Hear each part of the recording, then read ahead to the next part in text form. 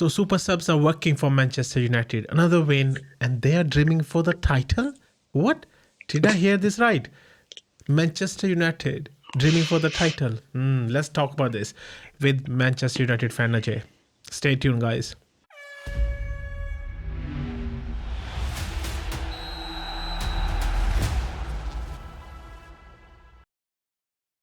Hello, guys. Welcome back to Two Halves, Two Innings Football podcast.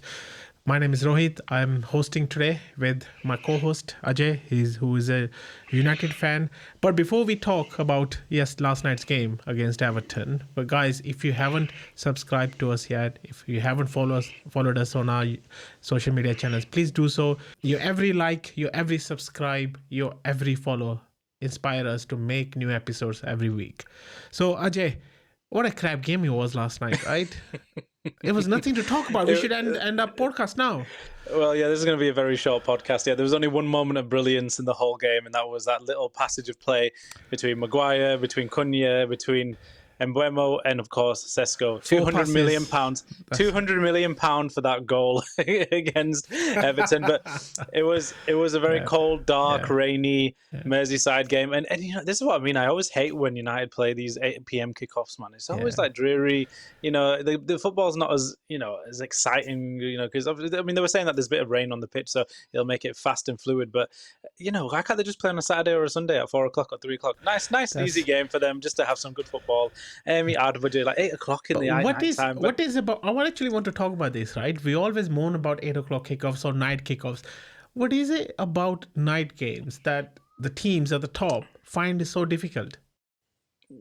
Yeah, I don't know if it's preparation or fatigue, tiredness, but I mean, there's no kind of, you know, there's no reason science for behind that. It, right? There's no reason. Yeah, there's no science. I mean, it's just probably TV rights. It's obviously to fill in slots in the TV program because, you know, fans want to see football pretty much every day, isn't it? So they kind of getting football 7 days a week nearly, except for pretty much.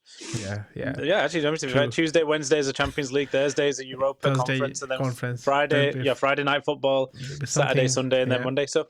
Yeah. Obviously, but I just don't know why it's always United. I mean, we played like Newcastle, we played because you guys Wolves, play one game a week, and Everton play one game a week as well, so they have to put on Monday. But anyhow, coming back to the game, Ajay, I mean, Everton had the chances. I mean, if I have to say, United won ugly. They had one great chance, and actually, Mbeumo had a great chance as well in the first half or the second half, and then he missed that one. But I mean, one pass. I mean, what a pass that was from Cunha to Mbeumo. He just transitioned it like so quick. It's one of those games. I mean, Everton, I mean, they came to Old Trafford, and I was part of that unfortunate out of 76,000 fans. I was one of them and it was a 1-0 loss against a 10-man Everton, and that was probably one of the worst performances I've seen. It was flat. It was kind of, you know, there's no urgency. There was no kind of penetration at all. And when I was watching the first half of this game, it kind of felt the same. And I'm kind of thinking, where's this Carrick ball? Where's this Carrick ball everyone's talking about? And I know Michael Carrick has done some tactical changes and playing people in the right position. Bruno a bit more advanced. But I think the biggest problem for United in terms of the creativity is in their wing play. I don't think Cunha is a natural left winger, and I don't think Ahmad in that kind of left winger, and then Ahmad in the right wing position, and then Mbuemo in the front as a number 9 or a false 9. I just don't think it works that well. It wasn't working against at all. A low block. Yeah, Ahmad looks too isolated. Dalot doesn't provide the overlaps and hasn't got the skill and the technique in order to kind of take on wing backs. So it just doesn't look really full. It kind of reminded me of watching kind of Amarin ball. To be fair, in that first half, there was no excitement. There was no kind of clear cut chances. I mean, fair enough. I think Ahmad had a shot, which obviously Pickford saved, but it bundled under him, and luckily there was Tarkowski behind. Early on anyway, it was early on, So there was some early chances, and then Everton had a free kick which Lemens saved, and we'll talk about Lemens as well. I think he's been an absolute like a star signing for United. Honestly, if I was to say, you know, £200 million for that goal, who was the best signing of all? I wouldn't even say any 3 of them were the best signing for United. It would be the man in between the sticks. Sen Lemens was fantastic that game. You know, he saved a couple of the shots. Yeah, straight to him though. He hasn't saved any, like you can say, wonderful save.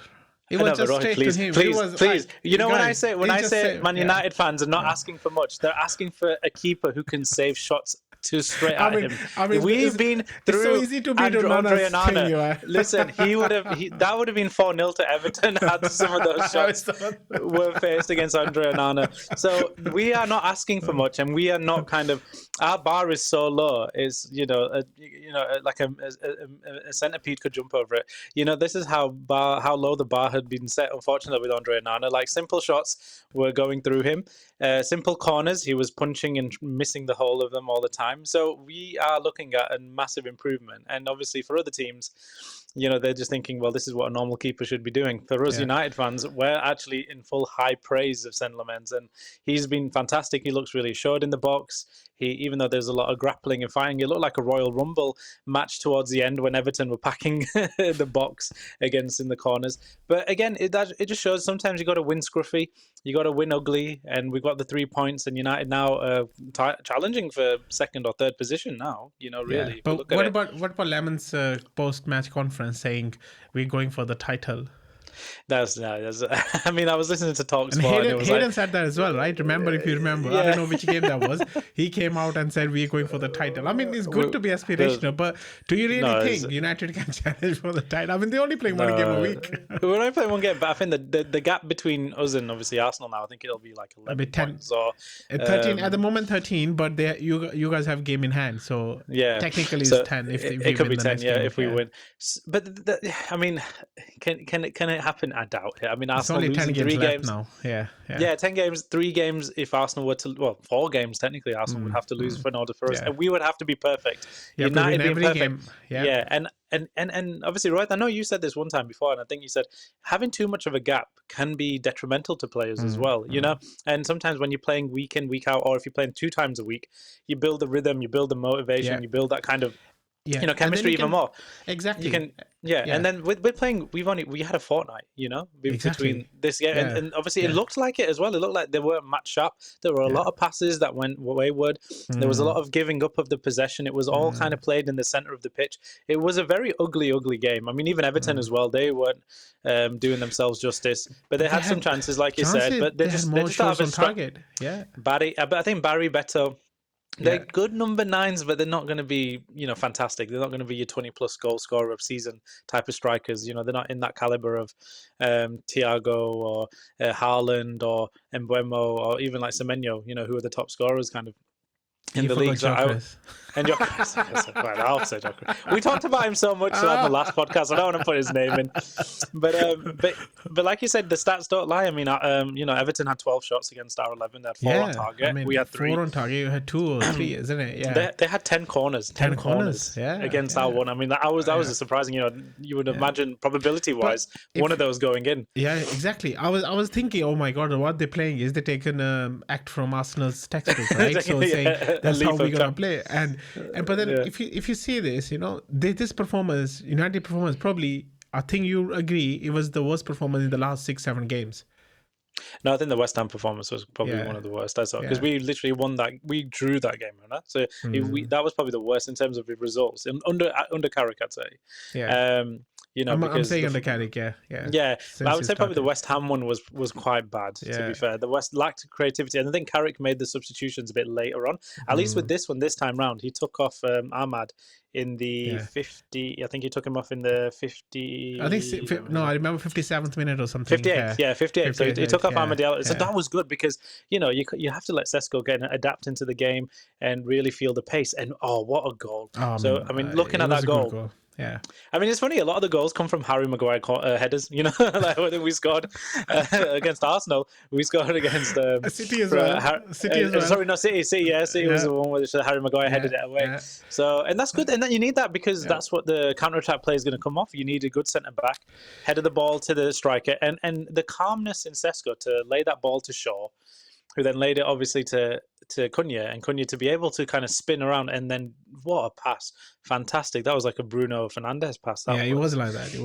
The summer signings linking up, and that's what I mean. I think Cunha and Mbeumo have a good partnership, but they need to be on the wings. and they need to. And then Sesco, the pace, he left Tarkowski, 2 streets behind. Honestly, like he accelerates so much. He's tall. His one leap is like 2 leaps for Tarkowski. It was a gazelle. It was like a gazelle, honestly. Like, and then the calmness for obviously a striker who's not, got the most confidence. Finish. Yeah, exactly. If this was 2 months ago, if this game was 2 months ago, and that exact opportunity happened, I think he would have missed that, or it would have been a save, because he was lacking in confidence. But if so you see much. Ajay, but now look at the difference. Yeah, look at the difference. Again, it's the same with Gyökeres as well. When the strikers score goals, they always feel confidence. We always see, in form. But if you see, I see Sesco scores these kind of goals more on the counter-attacking goals more, or the amazing shots he scores, right? But then again, he's all over game. He's still young. He still needs to learn it, because some of the things I've seen last night was he could have done better, right? Holding the ball better, That's passing. it, yeah. But he's more of like, okay, I want to get one shot, and if he doesn't have to think, he scores. Wherever he has to think a little bit, I think this is where he fumbles. This is what I've noticed in the past few games. I don't know if you noticed as well. Yeah, because he hasn't had many starts under Carrick. This is the problem. We can't really assess him in the full 90 minutes, Obviously, he didn't feature much that would be in City. His next test. He didn't feature... Well, he featured in the the Arsenal game a little bit, but it was the Fulham game, obviously, his cameo there to score the winner at Fulham. That was great. And then at West Ham, he provided that beautiful finish at the end to get a draw. Again, and now he scored. So the thing is, he's repeatedly scoring consecutive games, which is good. So made that continue. And I think Carrick needs to really look at the next fixture. And we've got Crystal Palace now. Palace are, kind of a bit of a funny team, but they're not in good form at the moment. I know they got a win on the weekend, but that was only a 1-0 home win. And now we should really looking at Sesco to start that lineup, and maybe thinking, okay, maybe give Ahmad. I love Ahmad. I think he's a fantastic player, but maybe he just needs to go on the bench for this one and just see what does the front three of Mbeumo, Cunha, and Sesco look like. Sesco do it. Yeah. Okay. Any other change you would like for the next game? Martinez, unfortunately, he was injured. I think it was maybe 2-3 hours before the game. So I'm hoping that's not a big issue. I think it was a calf issue or something. So let's hope he's back into the starting lineup, because I will be very honest, I'm not too confident on Lenny Yoro. I thought he did really well in his cameo against West Ham when he provided quite a few blocks against like Traore and the other attackers. So he looked good there, but I just don't know, sometimes his passing, or he doesn't look too assured. So I was hoping that Martinez and Maguire will come back into the centre-back positions. And maybe... What happened to Hayden? Hayden, I mean, the thing is, Hayden's not going to get a shoe-in now if Maguire's playing like how he's playing. So again, he might come up on as a sub. But again, the thing with Carrick, he doesn't want to change the centre-backs too much. This is the problem. So maybe for Heaven, it might not be looking too good for him. Maybe 1 or 2 cameos maybe for the rest of the season. But because we haven't got games, we have to win all these games now to secure top 4. You only got 11 games left. So literally only got 11 games. So we just have to make sure these starting... If we can play the same starting 11 for 11 games, people like Heaven, even Joshua Zirkzee, they'll probably end up leaving this season. But there's going to be plenty of games for them if we've got FA Cup, Champions League, Carabao Cup next season. So these are where these young players, they're still very young, you have to remember. They're still very young, of course. 19 Euro and 18 for... He's only 18, Heaven. Yeah. So there's plenty of room for growth. So I mean, some Man United fan was saying, how the hell the players getting injured when they're only playing 1 game a week, and they haven't done anything, and then they're getting injured. We're still waiting on Matthias de Ligt. I'm like, where is this guy? And somebody was saying that he might be back. Yeah. Well, he said he might be back in the Palace game, or maybe early March. So let's just see, because I don't know the extent or the actual description of his injury, so they've kept that a bit quiet. Because he was really good for us under Amarin. De Ligt and Maguire had a good relationship and good partnership. But it's lucky that Martinez and now Maguire have built that relationship as well. So, and then I think we've only got Mason Mount as well. So we've only got two players really injured, to be honest. And then I think... so we, Casemiro and Mainu look solid as well in the middle. But again, with Casemiro, you're kind of thinking now, who's going to be that replacement for him? And I think for United fans, I think watching Nottingham Forest versus Liverpool, I think hands down the question the question's been asked. The question's already been answered for United fans. I think Elliot Anderson looks a shoo-in to become United's next midfielder. I think if I was Ineos, I'd 100% go for him. And even the number 6 player next to him, he was really good. against Liverpool. I forgot his name, but he looked really good as well. So, that's going to be the key thing for United is who's going to be the next midfield partnerships. We will talk about it after the season, Ajay. Let's see all the transfer rumours. We will carry over the whole summer talking about transfer rumours. So I think we can wish. Yeah. Everyone get the shopping bags out. Who's going to be on your wish list? Who's going in? Okay, guys. Fantastic. I was going to say, I'll wrap up and say it was a fantastic win for United though, at the end of the day, because you look at fixtures like this where maybe under Amorim it would have been a draw, it would have been a loss, or even in previous years we've struggled. We've struggled away from home sometimes, or even at home against these type of teams, and it's good for Carrick now to register another win. So maybe a start of 5 wins in a row. Who knows? No, we're back to 1 out of 5. Let's see. Ajay's hoping for 5 wins in a row, but United are 7 games unbeaten now. But let's see. Unbeaten in 2026. Unbeaten 2026. Let's see what happens now against Crystal Palace. There you go, guys. That's us, me and Ajay, talking about Manchester United's win against Everton. After 10 corners given, still no concede. They haven't conceded any goal against Everton. It was a clean sheet. Honestly, it was a clean sheet. I'm happy with that. Wow. Anyway, see you guys. Please follow, like, subscribe our channel. Like I said earlier, every like, every subscribe inspire us to make new episodes every week and talk about a beautiful game. And allow us to get new mics. Thanks, Rohit. Yep, there you